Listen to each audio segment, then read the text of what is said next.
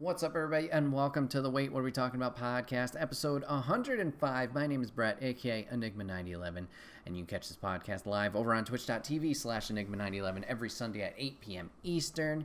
You can check it out live. If you're a subscriber over there, you can join in the chat, join in on the conversation.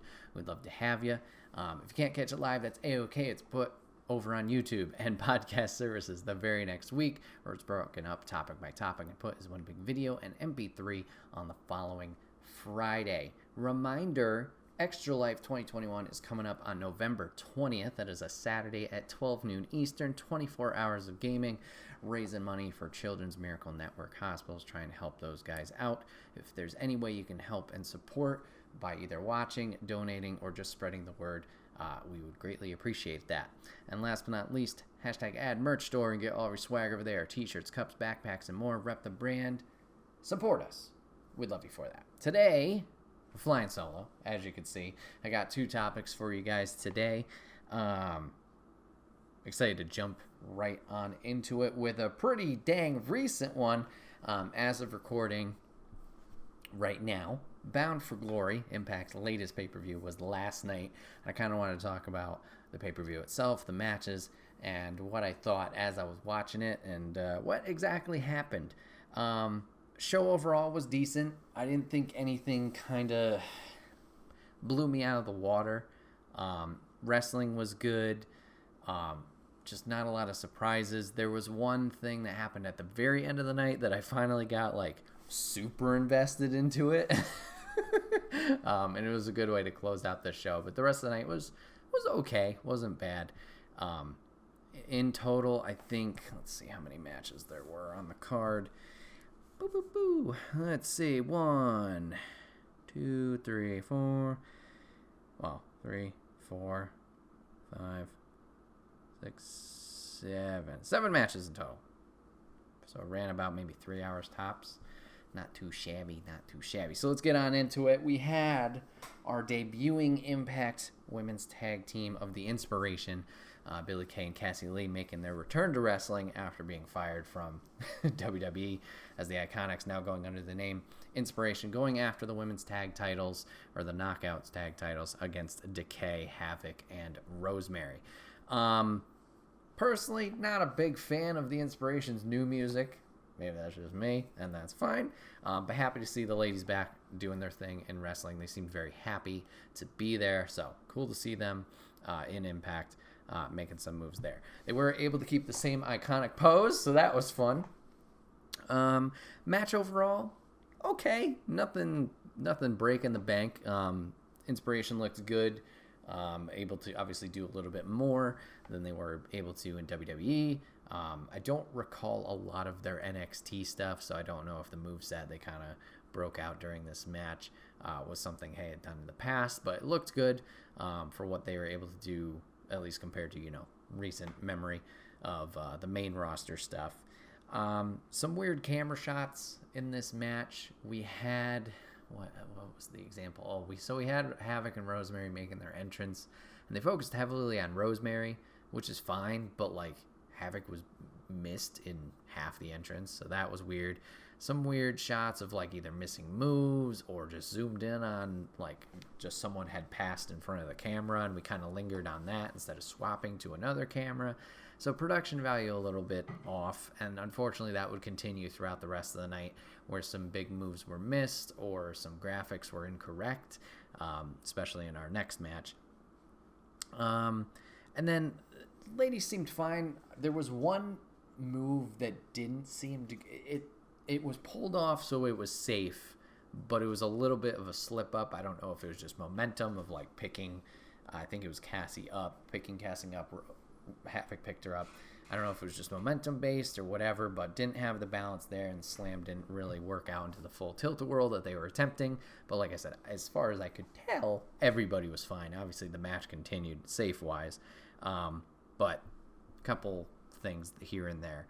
And to nobody's surprise, new champs, Inspiration, coming in, wrecking shop at the beginning. The match was back and forth, but coming in, taking the titles immediately. So we do have new Knockouts tag champs. Like I said, not much of a surprise there. I think most people would have said that. Crowd in Vegas seemed pretty 50-50 on this. There was a lot of decay chants, heavy boos from some people. They were zoomed in on one older woman who was just like, all in, no, like just really against it. They were moose. They were really against it, but I guess Inspiration is technically heels, so that does make sense. So, not bad opener. Could have been a little cleaner, but what do I know? I'm not a wrestler. From there, D'Lo and Matt Striker kind of went into the rest of the card. I did think a cool production thing was obviously the announcers, us, the audience at home, we can hear their commentary. Something they did for the live audience is they kind of were able to cue in the announcers for like PA announcements. So going through the card, the rest of the crowd was able to hear it as they were going through. And they attempted to do a little bit of a call in action. I don't know if that's the right word. Did like a Q&A or like polling during the announcements. They got to the world title picture. Man, I can really talk tonight. World title picture, that match. And they kind of tried polling the crowd who they thought would win. Crowd was dead quiet. So I was like, I don't know if it was the room or just like it, comparing it to other promotions, just like not loud at all. So that was a little sketch. But the next match, I think, picked it up a little bit. The crowd definitely got back into it. The next match on the card was the X Division title. Guaranteed a new champion because we didn't have a current one, with Josh Alexander giving up the belt for option C. It was Trey Miguel versus Phantasmo versus Steve Macklin. I mentioned a little bit of production stuff. We did have the wrong lower third or title card for Steve Macklin as he did enter. Trey Miguel's popped up there for a second, but they did quickly notice it and switched it. So, okay, just like, it probably should be cleaned up, especially for a pay-per-view when you're trying to get some new eyes on here, but what do I know? Before we even get to the match, another note I kind of made, I don't watch Impact all the time. This was one of their bigger pay-per-views, so I kind of wanted to tune in and see what happened. But they got some interesting wrestling themes over there, and like not super catchy and like interesting. I don't know. Maybe if I listened to it more, it would get me more invested. But I don't know. I feel like the theme should kind of pull you in, get hyped, get excited for the match. While some of these were just very odd. Maybe it was just a lower production value. I don't know 100%. But anyways, the guys in the ring really crushed it. I think the one who impressed me the most out of these three was Steve Macklin, former WWE guy as well. I think he went as under Cutler was his last name, Steve Cutler, part of the Forgotten Sons. I don't remember much of the Forgotten Sons stuff or work, whether it was NXT or main roster, but him flying solo here, very impressive. Guy moves around really, really well. A lot of power moves, looks strong. So happy for him that he's able to find success in Impact and do his thing, obviously now solo. But he looked great. There was one spear that he performed on Trey. Trey was attempting a like handstand springboard move, and Macklin speared him as he was doing the handstand on the ropes and out of the ring. That was like a big oh shit moment. So that was cool. All three guys did fantastic.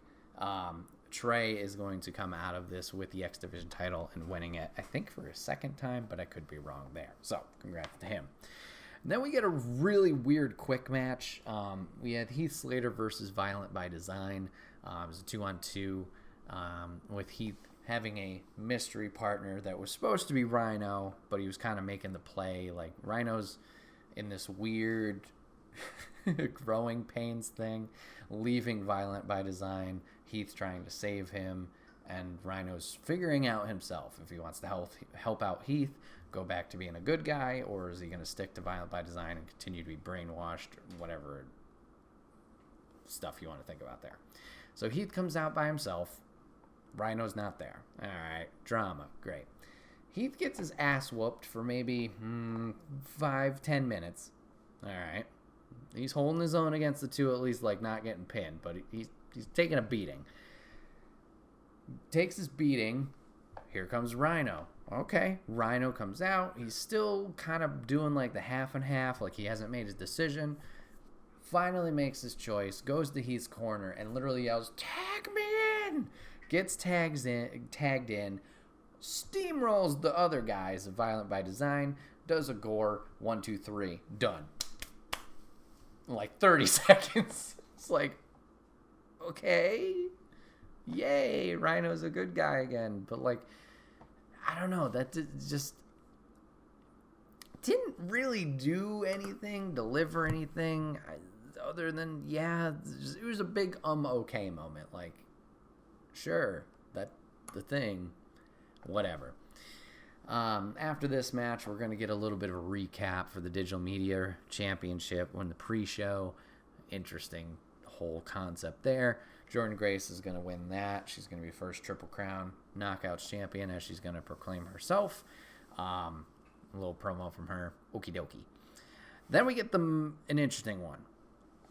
I think this is the first one that, like, had some stakes. Obviously, we talked about the X Division title. That was impressive from those guys. But this one, I think, had the most excitement to it in a way, with being the surprises. So this is the Caller's Shot Battle Royale. So it's essentially the Royal Rumble, or any Battle Royale. 20 entrants. They're going to enter after a certain amount of time. Once it gets down to the last 2, it becomes a singles match where the winner needs to win via pinfall submission. Okay, cool. So entrant number 1, which they decided a few weeks ago, is going to be Chris Sabin. Fortunately, he lost to Will Morrissey. So Morrissey was guaranteed 20th, and then Sabin, because he lost, was first. So Sabin comes out, and then we get our first surprise as entrant number 2. Entrant number 2 is going to be New Japan's Rocky Romero. Crowd loves it, really into it. These two do really, really well for their first, like, minute and a half, or the hell time limit it was. Do really good, perform great. Then we keep getting boom, boom, boom, boom, boom, you know, the entrance in.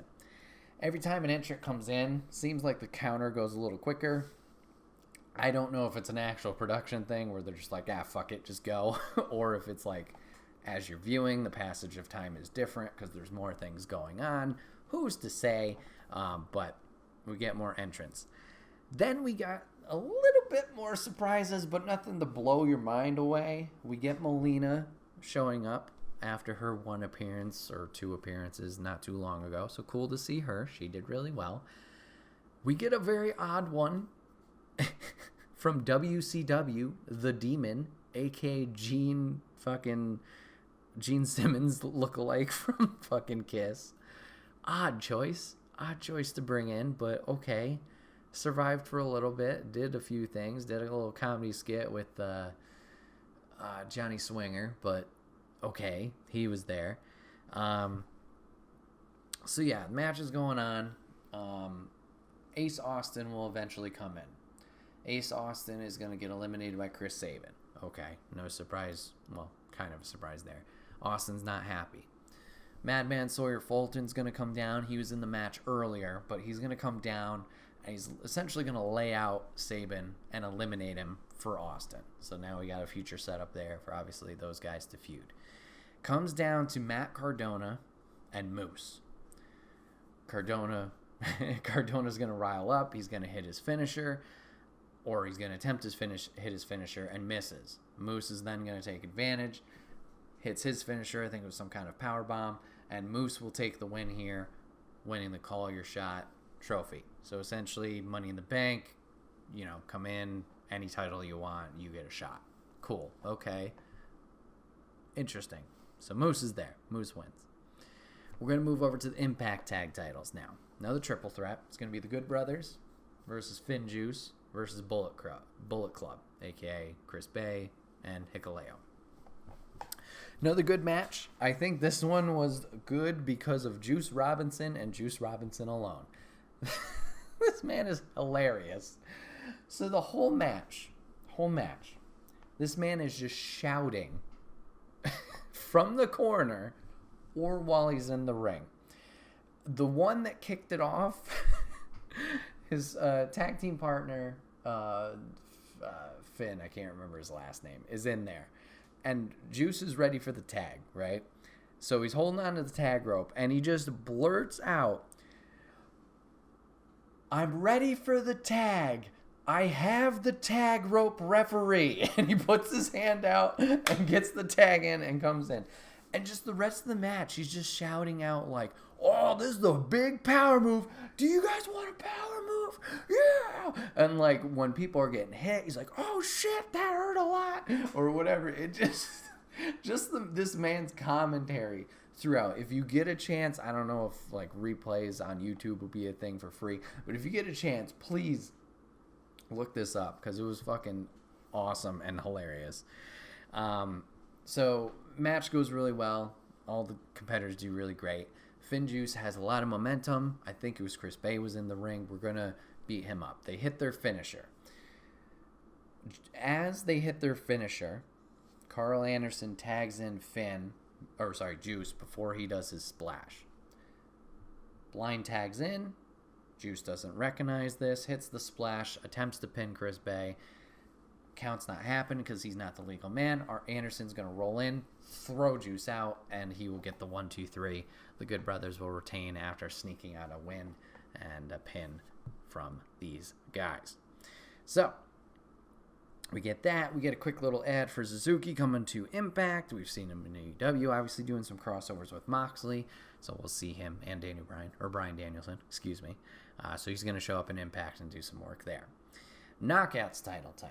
Mickie James versus Deonna Purrazzo. Ladies crushed it. Very excited there, exciting to see. A little brawl at the start. We're going to battle around the arena a little bit. Bell didn't ring, so not official there. Match is going to wrap up due to interference. Weapon. Deanna's going to attempt to use a chair. Ref's going to stop it. Ref will then be accidentally knocked out by Mickie James doing her little dive thing onto him. Deanna's going to pick up the chair once again. Mickey's going to do a spin hook kick. Bah! Chair right to the face. Does her step off tornado DDT. A little Fuego del Sol action. And Mickey's going to pin Deonna for the title. 1-2-3 clean there. So, good match from the ladies. A little bit surprised by this with Mickie winning. Not that I don't think Mickie should win. But I thought it was just going to be another stepping stone for Deonna. Deonna's obviously had the title for a long while. So I guess that makes sense why she would drop it now. Maybe to get a run back. Maybe she'll beat Mickie later and get the title back. But ladies did well. A little surprised with the outcome. Not the end of the world. Then we get a really weird announcement for their next pay-per-view, Hard to Kill. Weird only in the fact of what footage they were using to promote this pay-per-view. They used footage of wrestlers in the past getting helped with injuries, whether legit or kayfabe injuries. Odd choice. Just picking people up off the ground, bringing them to the ambulance, people in medical beds, hospital beds, whatever. Odd choice. I get it's hard to kill. I'm going to come back stronger than ever. But, I don't know. And then we're going to get to our main event of the evening for the Impact World title. We have Christian Cage versus Josh Alexander. Once this was first announced, I had a lot of excitement and hype for this match. And I think both competitors lived up to it. A lot of good action there. Slower pace, but told a good story.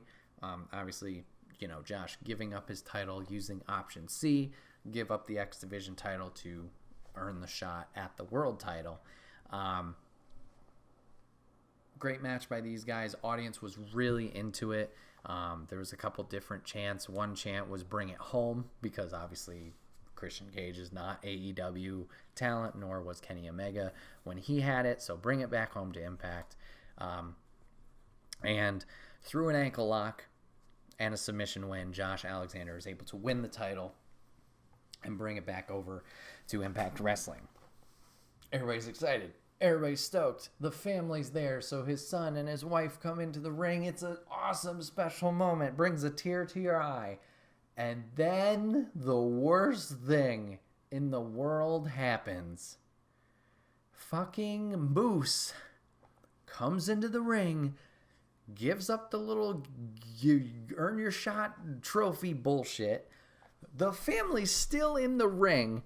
Josh pushes them away, says, you got to get out of here. Turns around, eats a spear from Moose. Moose pins him right in front of his son and wins the fucking belt.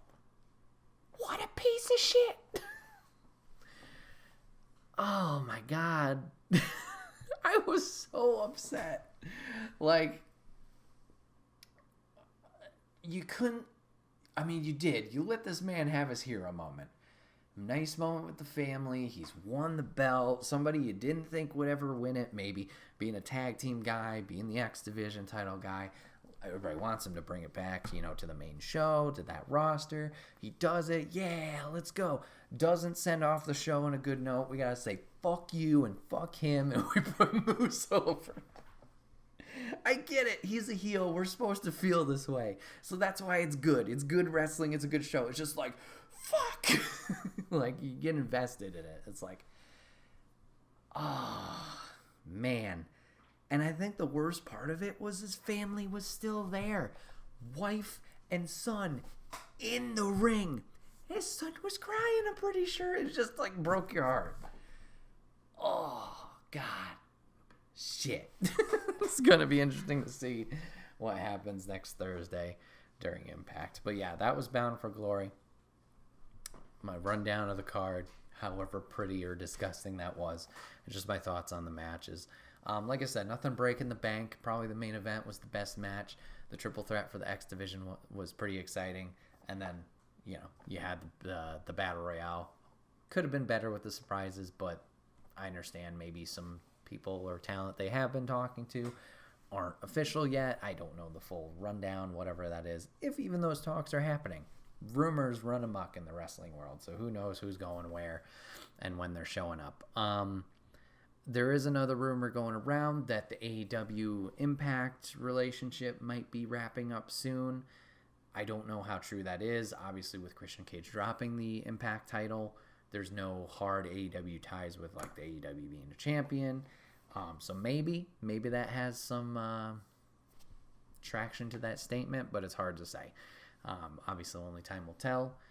If the relationship continues, it might have been more of a thing of, like, how do we keep audiences interested with the pandemic, and no crowds? Like, what's something exciting we can do? We can share talent and keep things exciting that way, that anybody can show up anywhere. Well, let's go with that. And now that things are kind of slowly getting back to normal and crowds are allowed back into wrestling events and they're traveling now to different locations, maybe it's time to focus more on the product itself and not the surprises. But who's to say? I don't know. As far as I know, there's no bad blood. But once again, I'm not there. I'm not invested behind the scenes in anything. So time will tell. But yeah, hopefully if you guys watched the pay-per-view, you guys enjoyed it. And I'm sure there'll be more exciting things or follow-ups on Thursday, and down the road for Impact, we'll have to see how this momentum carries. Yeah.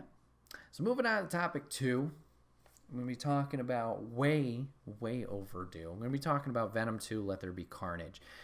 If you haven't seen the movie yet, I'm going to do my generic spoiler-free stuff at the beginning, just my overall thoughts, and then I'll be going into full-on spoilers.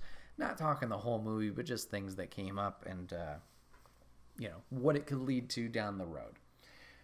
So Venom 2 came out a few weeks ago, and I'd say overall, similar to Venom 1, this movie was okay. It was okay. I think Carnage looked really cool in his scenes that he was involved in. Looked strong and menacing as a character and as a villain. I think Woody Harrelson did a great job of portraying the character. I appreciate that they changed his look from the little post-credits of Venom 1, where I thought his hair looked stupid. He looked much better in this one. And I like how they gave him a backstory and kind of filled in, like, what's going on with this character, because Venom 1, we barely got any information. I think we might have heard about him in the newspapers quickly, and then at the end, obviously, we get the cameo of him talking to Eddie Brock and being interested in learning more about him. But other than that, we knew nothing. He just kind of came out of left field. So it was nice to know or learn what this character's motivations are and learn his backstory of why maybe he is the way he is. Um, Storytelling was fine. Story was good. I understand how some people may be a little bit against how Sony is going with the Venom films. I get that. It's not like, this isn't the Venom that I wanted from the comics. It's different. And I get it if you're a little against that. I remember walking into Venom 1 thinking that, but it's different. But I think it's okay. And if I've talked about this numerous times, either on Marvel Plus or in here, it's like one of those things where if you could turn your brain off to just go into it without judgment or hating it already, you can get something out of it. And I think this film has a lot of comedic elements that they do use and that they tell in the story that allow you to kind of connect with Eddie and Venom a little bit more. And then you do have the serious and action points, whether it's against Carnage or then it's against Shriek, excuse me, that, you know, make you interested for the action potential. So yeah, overall, okay. If you decide to watch it, hope you do. If you don't watch it, okay. If you're a Marvel fan, maybe give it a chance. I'll say that. And then I'll say more in the spoiler section because we're going into spoilers. So full spoilers from here on out. So if you haven't watched the film yet and you don't want to be spoilers, bye. Spoilers, you don't want to be spoiled. Man, Bret, you cannot talk today. We'll see you next time. Thanks for hanging out. Full spoilers on Venom right now. Oh shit. Is pretty much what I have to say at the beginning. Action's great. We go into the little comedy route with Venom and Eddie. I know that not for everybody, because this is not the symbiote we thought we would be getting when we thought eventually this character will pop up in the films. We did get glimpses out of it glimpses of it at Venom 1, and it came out fine. The story they're telling here of the little relationship dynamic between Eddie and Venom and how they're getting sick of each other, getting a little annoyed, and it's like a breakup story. Okay, bold choice, but I mean, I guess it works and it makes sense for the story they're telling. So we're gonna see, once again, Venom and Eddie kind of at each other's necks a little bit, kind of getting sick and tired of each other. And Venom wants to help Eddie out in his career and in his life to kind of boost him back up. And unfortunately, you know, Venom is going to do something wrong to put him and Eddie at danger. We're going to see the scene of, oh wow, well, I am forgetting on Carnage's character. His name is, wow. It's starting with a C, and I'm blanking entirely. Give me 1 second, everybody. I know probably you're shouting at me. Cletus Cassidy. Jesus Christ, there you go. It came to me just as I was typing. So we see Cletus in the prison cell. He is being sentenced to death. Obviously, he's a serial killer. So, geez, he's done some things. So we see Cletus on the chopping block. You know, we're going to take care of him. He's going to get the death penalty. Final words to Eddie. Eddie's going in for the report. Just kind of put it out to the papers. Cletus is going to get a little personal. Kind of rat on Eddie and how, like, shitty his life is. And Venom's going to take, you know, a little bit of offense to this. And he's going to grab Cletus. Cletus is going to bite Eddie. And through biting Eddie, gets some of the symbiote through Eddie's blood. Question mark. Now, maybe this is how it worked in the comics. I don't know 100%. I do know, obviously, the chain of the symbiote from space to Spider-Man to Venom and Eddie to eventually Cletus becoming Carnage. I just don't know. That's my missing link, is the Venom to Carnage part. Maybe I need to go back and watch the animated show again. Maybe I need to do a little bit more studying in the comics. I don't know. That's my missing link of knowledge. So maybe this was accurate. Maybe it wasn't. But it was an odd way for him to get the powers. At least for them not to explain it.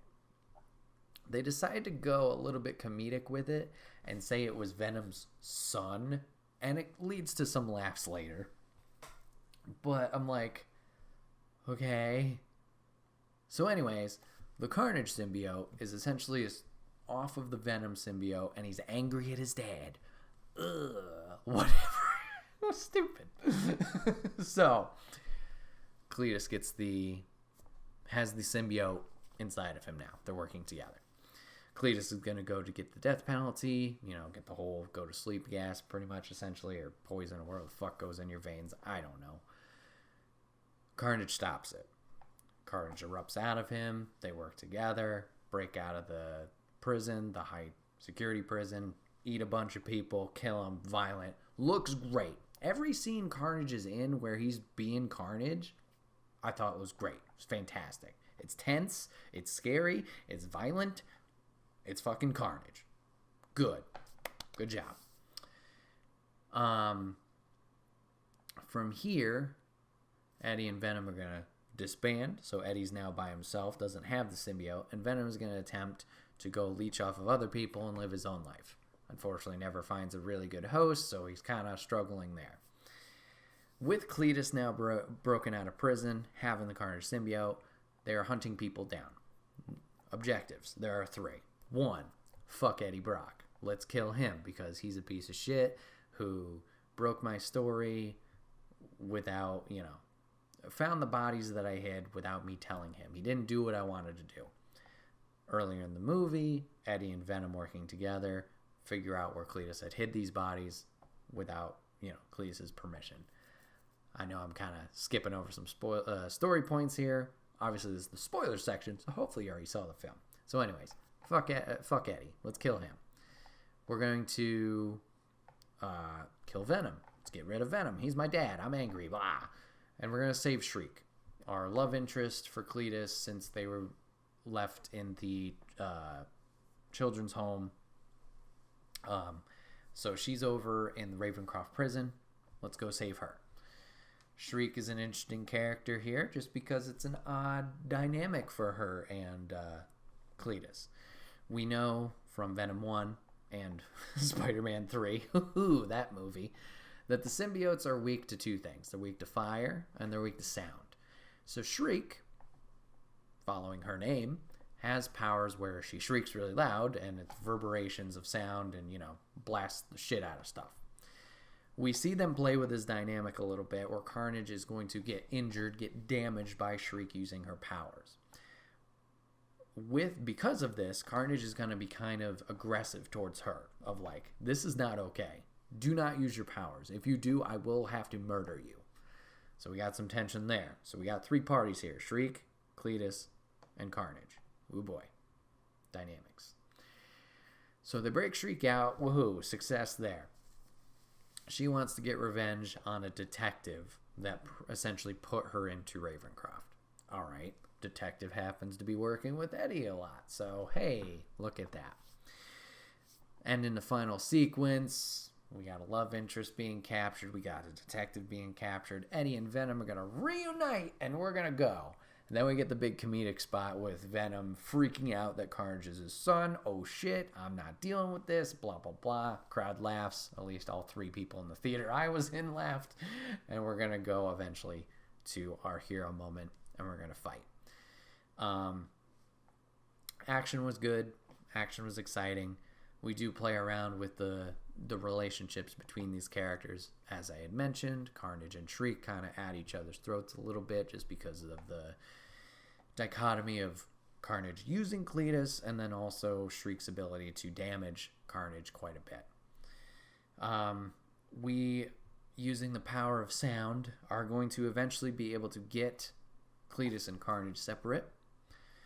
Carnage is going to be his little symbiote self on the ground, and Venom is going to take care of this problem by consuming Carnage and just eating the symbiote.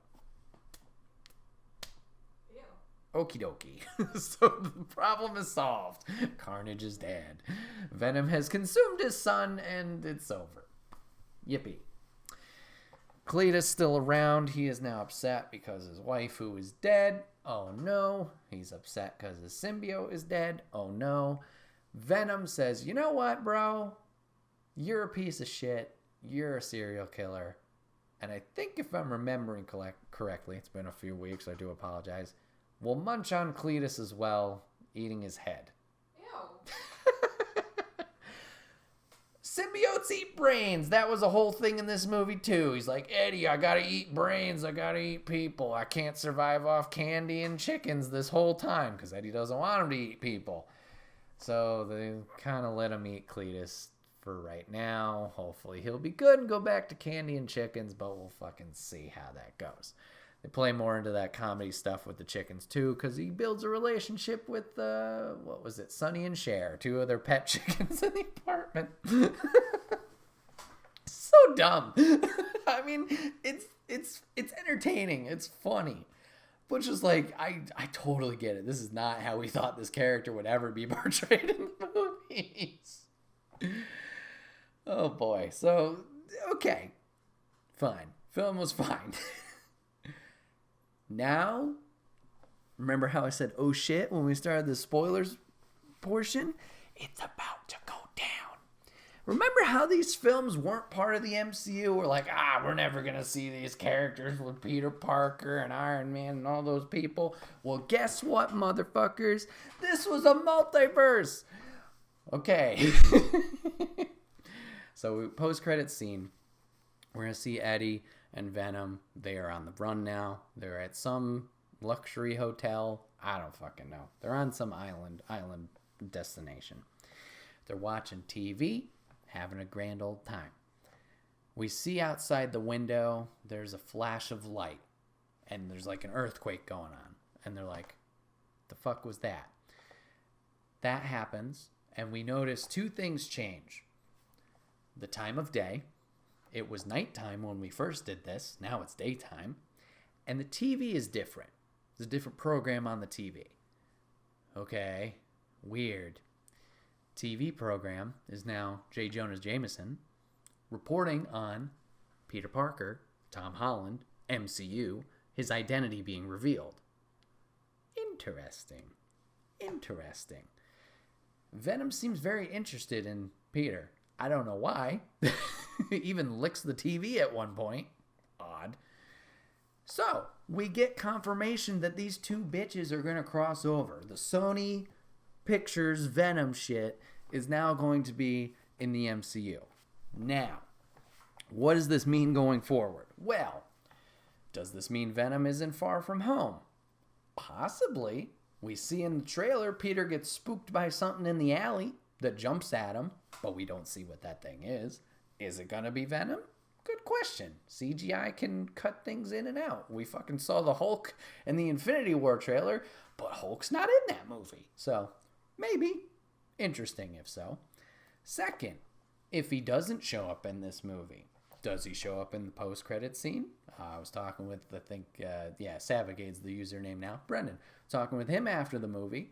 He thinks that's going to be the case. Maybe he shows up at the end, and then they do a little different thing where it's, just Spidey and Venom, their movies. Okay, I could see that. Because we have Doctor Strange and Far From Home, right? Doctor Strange does all this hocus-pocus magic, wants to help Peter with a secret identity. Spell gets mixed up. That's why all this multiverse shit is happening, right? Peter fucks up everything. So we got two factors. We have Kang being out of control of the TVA. So we get the variants in play. And we also have this spell that is causing all the multiverse shit. Obviously, we've seen in the What If, we've seen the different universes. But now in Doctor Strange, with Doctor Strange, we get those multiverses kind of layering over one another, which leads to Green Goblin showing up, which leads to Dr. Octopus showing up, which leads to, we haven't seen, but Electro showing up. And now Venom being part of this.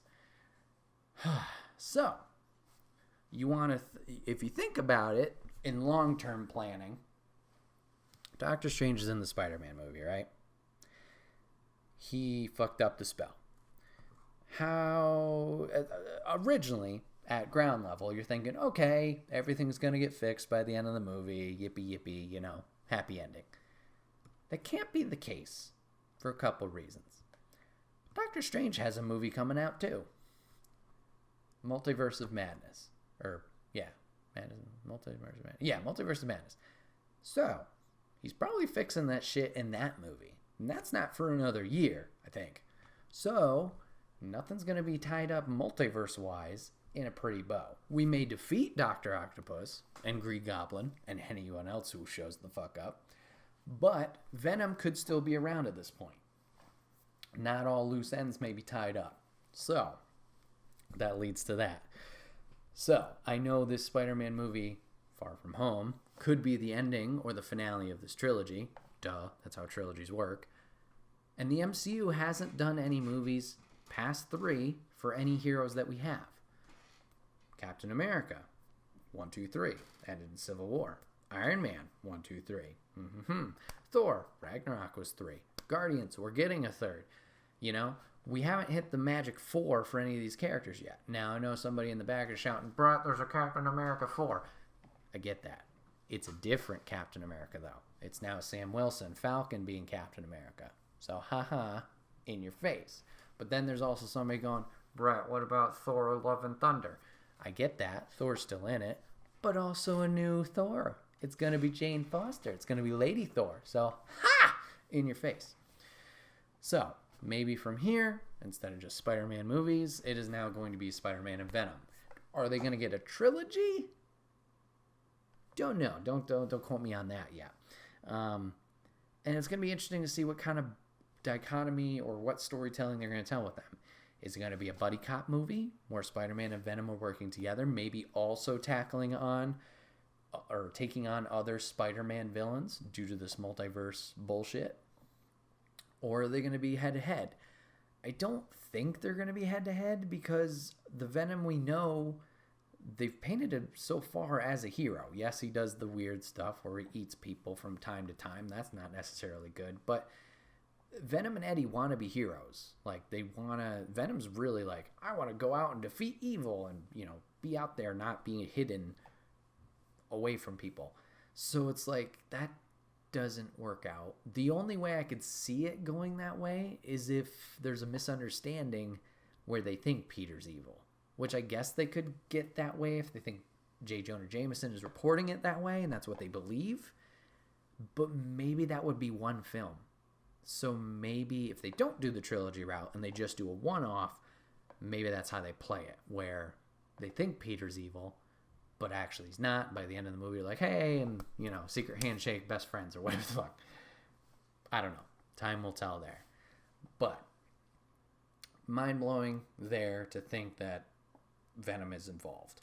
I think it's a smart way to do it, where it's the multiverse, so obviously they can go back to their separate paths of be the Sony Marvel universe, and then obviously the MCU as we know it, without any hard commitments. Because Sony's got all types of plans for their stuff, and we know, the battle of rights there. Sony technically has all the rights for Spider-Man, so we got to play ball, but, do we want all these characters in the MCU? I think this is a good way to kind of play nice about it, because it's the multiverse, so once eventually all this timeline stuff is figured out, we can go back to doing our separate things. So yeah, there's my thoughts on Venom and what happened afterwards. If you guys did see the film, I hope you guys enjoyed it. I'd be interested to see what your thoughts are on the film, what you think will happen down the road. And this isn't the end of our Spider-Man talk. Definitely plan on having more. I know one of our future guests is very invested in the Spider-Man film franchise, so excited to chat more about it and all the fun theories later on down the road. So keep tuned, stay posted. But this has been another episode of the Wait What Are We Talking About podcast. My name is Bret, aka Enigma9011, and you can catch this podcast live over on twitch.tv/Enigma9011 every Sunday at 8 p.m. Eastern. You join the chat if you're a subscriber over there. We'd love to have you in on the conversation. If you can't catch it live, that's A-OK. It's brought to you over on YouTube and via podcast services, where it's broken out topic by topic and put as one big video in MP3 on the following Friday. Remember, guys, Extra Life 2021 is coming up on November 20th. It's a Saturday from 12 noon Eastern to the very next day, 12 noon Eastern. 24 hours of gaming, raising money for the Children's Miracle Network hospitals. Any way you can help us out, whether it's by donating, spreading the word, or even just watching, is greatly appreciated. So please, please, please make sure you stop by for that. And last but not least, #ad merch store and get all of your swag over there. T-shirts, cups, backpacks, and more. Rep the brand, support us. It would be greatly appreciated. Thank you guys so much for hanging out for another episode of the podcast. Whether you gave it a watch, whether you gave it a listen, thank you so much. Excited for the next month's episodes. Got a lot of good conversations to be had. And yeah, thanks for hanging out, everybody. Hope you guys have a good one. Thanks for watching, and take care.